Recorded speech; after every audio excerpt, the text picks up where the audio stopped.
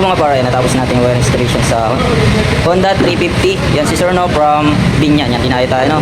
Tapos ang pinakabit sa atin sir, ito yung ating Zenlo X6 na 100 watts. Tapos PIAA horn, dual horn setup. Yan.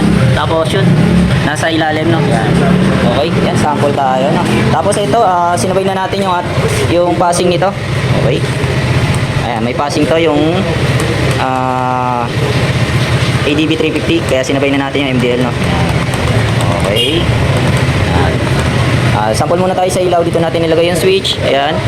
Ang low beam nito yellow, yan request ni sir. Tapos high beam, pure white. So, meron tong combination no.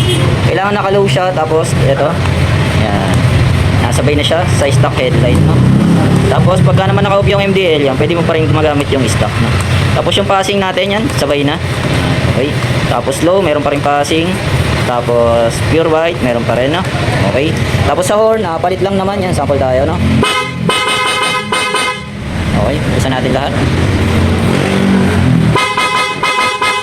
Yun. Okay, ayun sa mga gusto magpa-install ng ganitong setup sa Honda ADB 350, yan. Direct message na lang po sa page ko kaya sa FB account ko. Kaya visit kayo dito sa shop sa Banay-Banay, search nyo lang Parrights Banay-Banay Kabuyaw.